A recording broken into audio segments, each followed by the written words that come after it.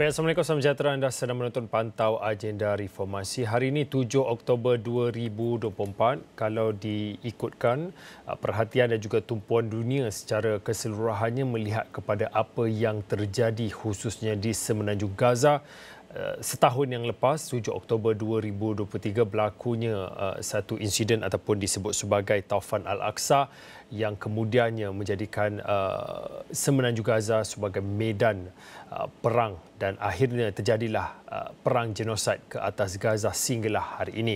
Dan berdasarkan fakta dan juga apa yang anda lihat sebentar tadi, pada ketika ini lebih 40,000, lebih 41,000 pejuang Palestin telah pun mati syahid di Gaza secara khususnya. Baik, setahun sejak bermulanya perang di Gaza, Israel masih lagi menyekat perjanjian kejahatan senjata walaupun dengan situasi Hamas yang sedia bertoleransi dengan mereka. Kenyataan ini dibuat Ketua Perunding dan juga Timbalan Ketua Hamas Khalil Al-Hayya ketika konflik Israel-Palestin kini menginjak tempoh setahun. Pengantara Arab Qatar, Mesir dan Amerika Syarikat setakat ini gagal menamatkan pertikaian antara kedua-dua pihak yang bertelagah.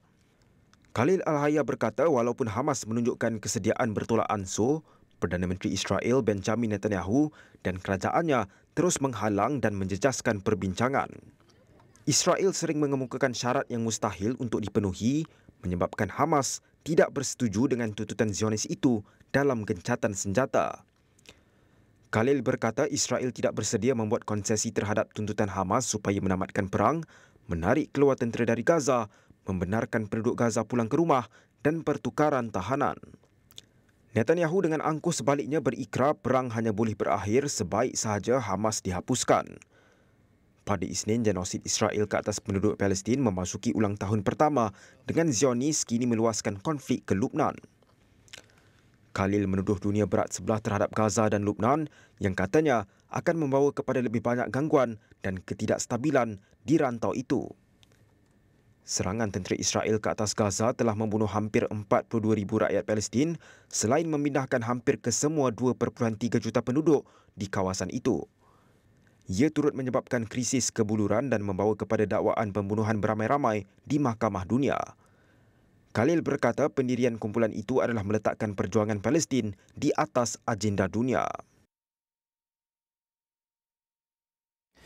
Baik, untuk waktu ini di Pantau Agenda Reformasi, mari kita melihat kemaskini dan juga perkembangan semasa yang berlaku di Semenanjung Gaza dan juga secara khususnya di rantau Asia Barat. Untuk waktu ini saya nak kongsikan juga kepada anda berita dan juga perkongsian mengenai Forsan Hussein.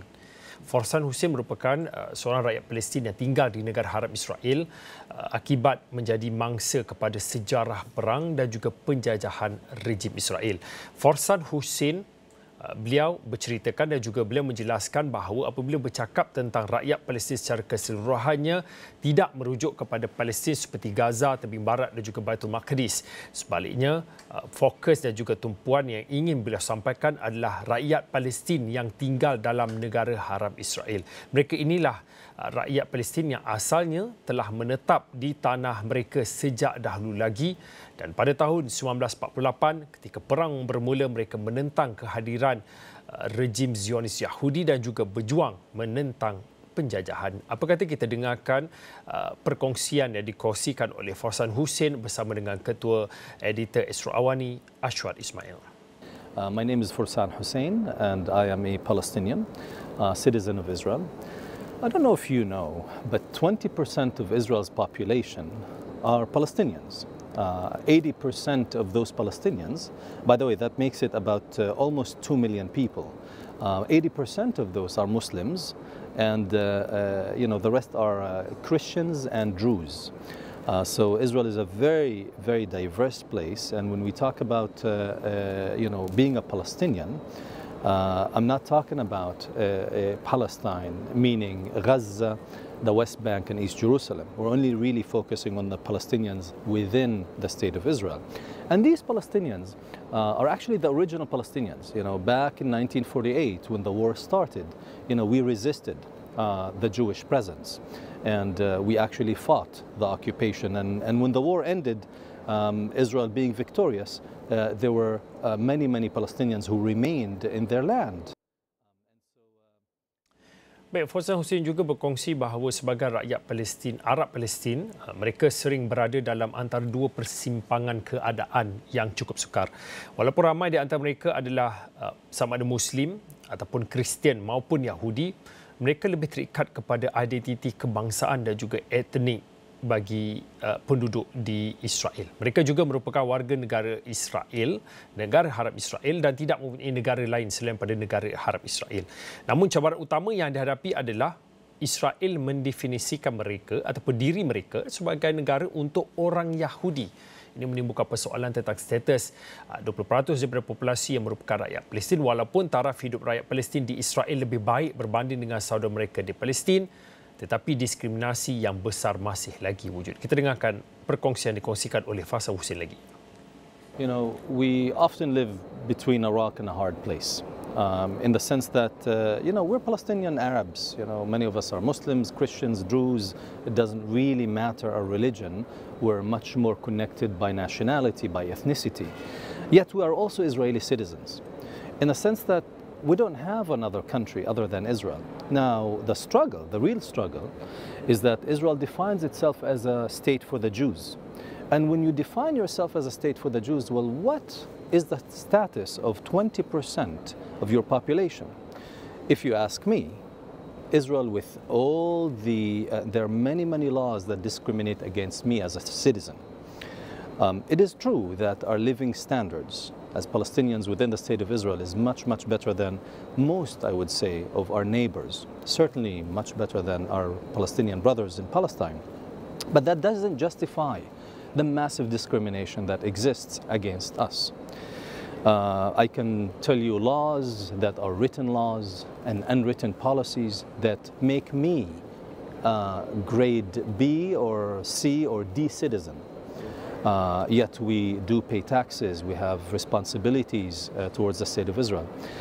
So it's a very complicated situation that trickles down to a great deal of personal struggles, in the sense that you'd say that there is a glass ceiling for you as a Palestinian within the state of Israel. You can't dream big. And if you can, you probably will fulfill your dreams not inside the state, somewhere else. In many ways, I see Israel as a potentially a democratic state for the Jews, but certainly a Jewish state for the Arabs.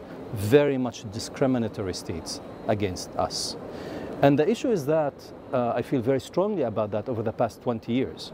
You could see a positive correlation between Bibi Netanyahu's being in power and the defragmentation of Israeli society and the rise of discrimination and isolation against us, minority that is not Jewish in the state of Israel. And that is a big missed opportunity, because I've always seen myself and the minority, us, the Palestinian Israeli citizens, as a bridge. We are, yes, Israeli citizens, and we are Arabs and Muslims and, whatever religions we are. But we can totally serve as a bridge between not just Israel and the Palestinians, but Israel and the rest of the Arab world. I've always had this dream of, connecting the Middle East economically through entrepreneurship. Think about the massive, the great potential that exists in that region. Israel is a superpower when it comes down to technology. And the Arab world around Israel is an incredible potential market for Israel's technologies. And, my dream was always to take Israeli technologies and embed it into the Arab world, to resolve some of the challenges that exist in the Arab and Muslim world around us. But that dream never took off. And I think a great deal of it is because of the politics where we are stuck. Look what's happening today, the atrocities, the inhumanity of it all. I believe we came to a place, this is really, I think, the worst that we've ever seen.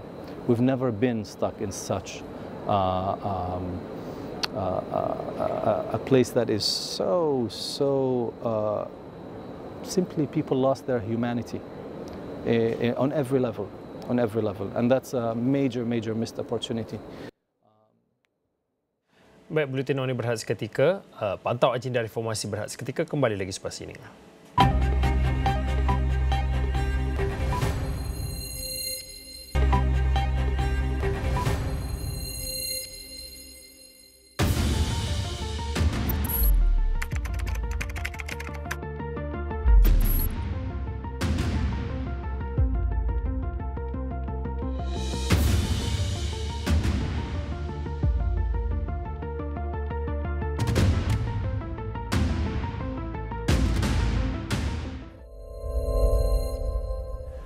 Baik, kembali dalam Pantau Agenda Reformasi untuk waktu ini daripada kita melihat kepada perkembangan semasa genosid yang berlaku di Gaza secara khususnya, kita juga membawakan satu lagi sudut dan juga perspektif melihat kepada apa sebenarnya sentimen bagi individu ataupun kumpulan yang Palestin ataupun yang berketurunan Palestin tetapi tinggal di negara haram Israel akibat mereka adalah mangsa kepada penjajahan dan juga perang yang dilakukan oleh rejim Israel.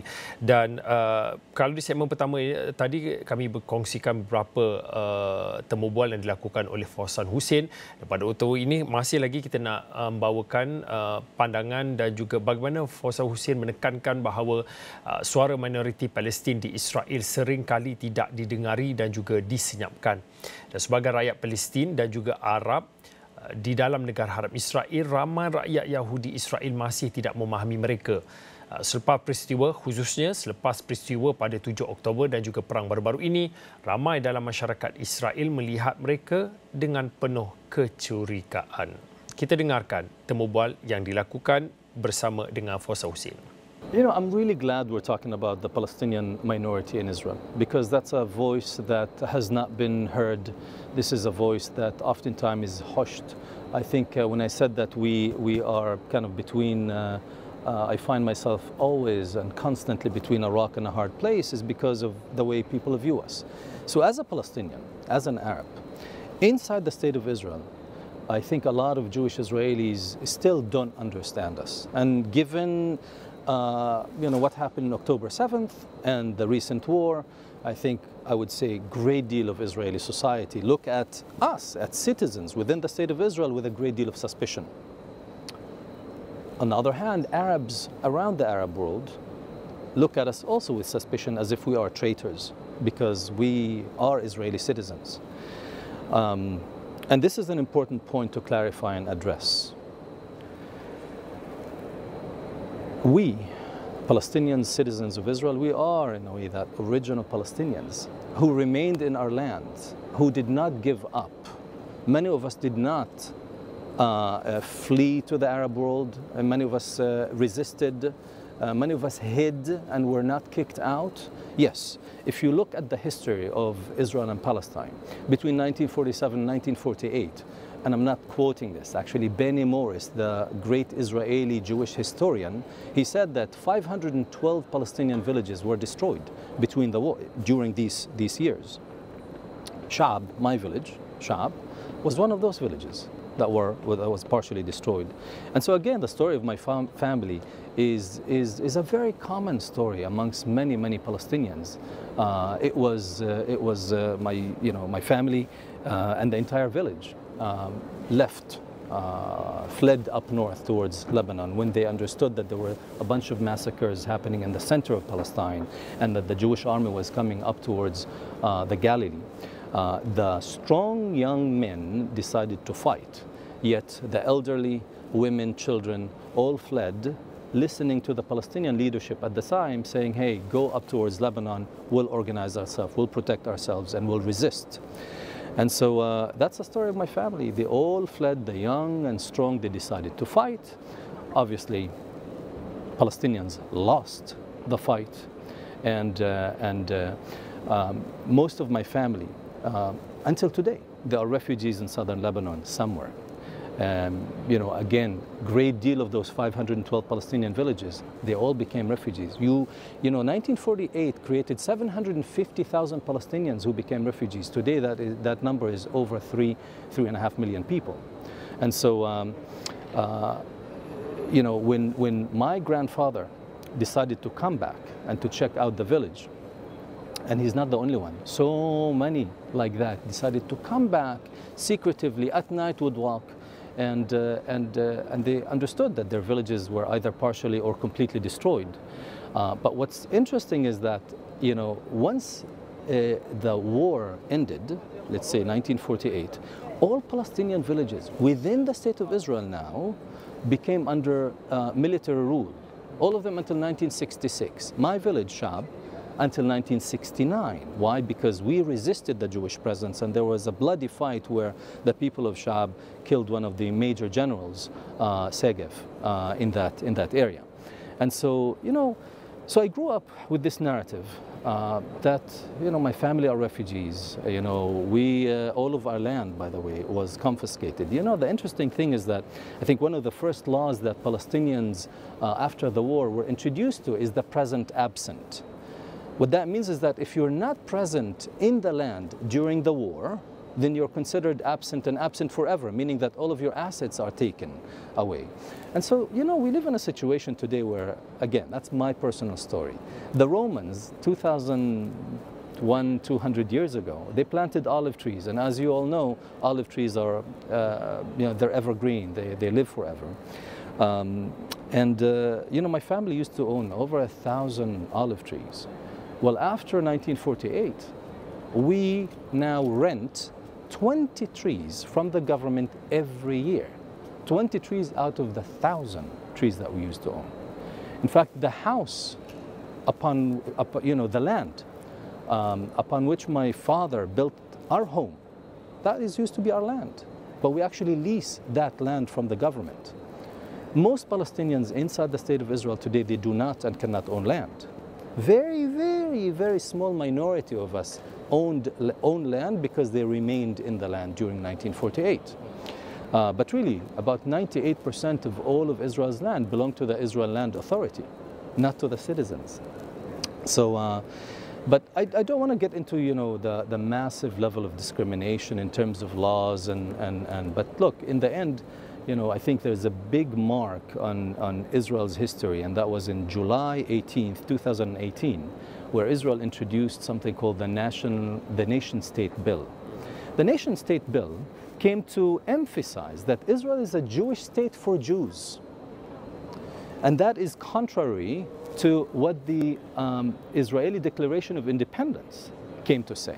And that's a beautiful document that I wish, we can continue to respect that document, because it really guarantees equality for all of Israel's citizens, irrespective of religion, sex, race, whatever it is. But again, over the past 20 years, and there is a positive correlation between Bibi Netanyahu's governance and the discriminatory laws, be it within the state of Israel, but also the massive apartheid policies that is being put to the Palestinian people as well. Look, there is a great deal of violence within my society today. I can, as a businessman, as somebody who's done venture capital, private equity, entrepreneurship, I worry about my community because we have great potential. The Palestinian minority within the state of Israel is one of the most educated minorities all over the world. Yet, economically, we are struggling. Socially, there is a great deal of social defragmentation, dangerous level of violence. Only last year, 260 Palestinian citizens of Israel were killed. Most of those, friends, were killed in daylight, and it was all recorded in cameras. If you ask me, how many, what is the percentage of these cases that were resolved? Less than 2%. Less than 2%. And I wonder, what is going on? Israel has one of the best intelligence, in the entire world. Forsan Hussein juga menyatakan bahawa masyarakat Israel semakin ekstrim dalam kepimpinan politik ataupun kerajaan kabinet Netanyahu. Terdapat ada menteri-menteri yang bersikap resis dan tidak berminat untuk menjadikan Israel sebuah negara yang pelbagai, majmuk, kepelbagaian. Mereka tidak mahu melihat rakyat Palestin di negara itu dan juga berharap agar mereka meninggalkan Israel. Ini termasuklah dalam soal perniagaan maupun soal pinjaman bank untuk membesarkan perniagaan dan juga apa sahaja yang berkaitan dengannya. What is going on is that the Israeli society has become ever more extreme. You have ministers today in Bibi Netanyahu's government that are racist. People like Ben Gvir and Smotrich. These are people who are not interested in having Arabs or having Israel being a diverse country. They don't want to see Palestinians in that country. Their dream is somebody like me to leave that country. And that's a really, that's a major, major problem that I think is presented to not just Israel as a country, but I think talks to the Jewish ethos. The reason there is that massive level of violence. It's not because Arabs are violent, okay? It's not because we're so bored we just want to go and kill each other. That's not what's going on. You have a separate economy for Palestinians within the state of Israel. Most of our economy is built on family-owned businesses. Now, you as a family-owned business, 96% of our Arab economy within the state of Israel, that's family-owned businesses. Now, if you want to grow, you're supposed to go and ask for loans from the bank. Yet Israeli banks, most of them do not give Israeli Arabs loans. Again, there are a couple of reasons for that. Sure, there's a great deal of discrimination, and if you are an Arab, then they don't really know how to digest you or understand you. At the same time, I also take responsibility. We, Arab businesses in Israel, we're not running businesses transparently. Oftentimes, I cannot really read their financial statements. So what happens is that many of these young businesses, once they are rejected by the banks, they seek other sources of income. And these sources of income are actually mafia. Okay, these are loan sharks that give you a loan and charge you 50, 100, 200% interest rate. And the moment you do not pay that, you will ultimately be killed.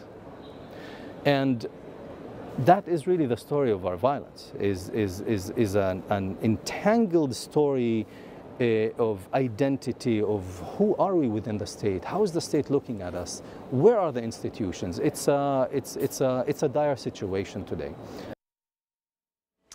Baik, Forsan Hussein merupakan pengasas Zaitoun Ventures, dan Zaitoun Ventures adalah sebuah syarikat pelaburan dan juga startup bagi inkubator startup yang telah melakukan dua perkara utama. Pertama, mereka melabur dalam usahawan anak muda Palestin dan juga percaya dalam kerjasama antara keusahawanan Palestin ataupun perniagaan, empayar perniagaan keusahawanan Palestin dan juga Yahudi Israel. Beliau percaya bahawa apabila Palestin dan juga etnik ataupun kaum-kaum yang lain di rantau Asia Barat itu bekerjasama, peluang kejayaan adalah lebih tinggi.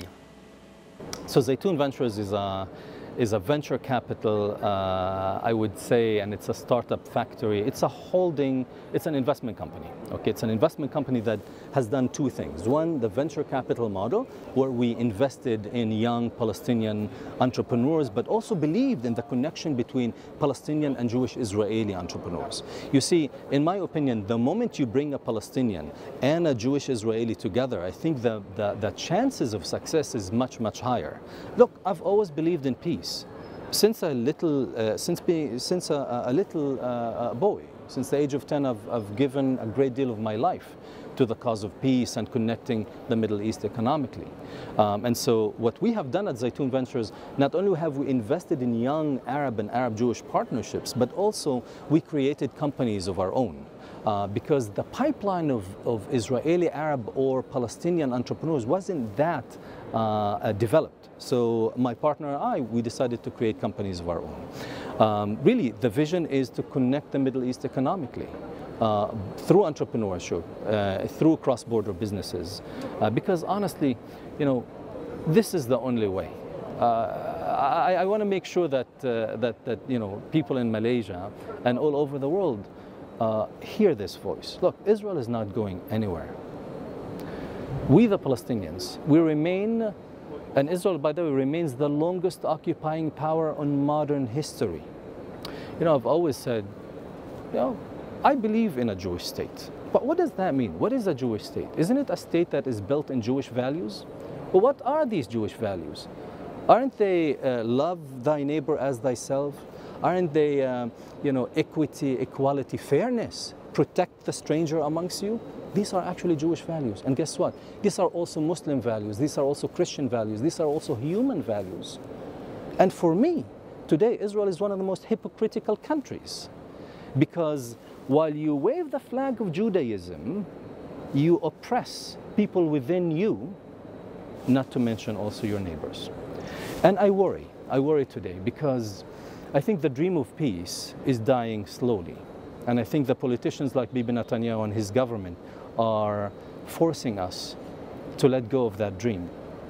And if we let go of that dream, what is the alternative? The alternative is what we're seeing today in Gaza, be it October 7th and everything that followed through, which is us losing our humanity. And we cannot afford that. So I call upon every person, every conscious, every heart, to say and do the right thing. Baik, sekian Pantau Agenda Reformasi. Lagi perkembangan genosid di Gaza dan juga perkembangan semasa melibatkan di rantau Asia Barat kami bawakan khususnya di platform astroawani.com. Sekiranya itu saja untuk waktu ini. Saya Fauzi Zain. Selamat.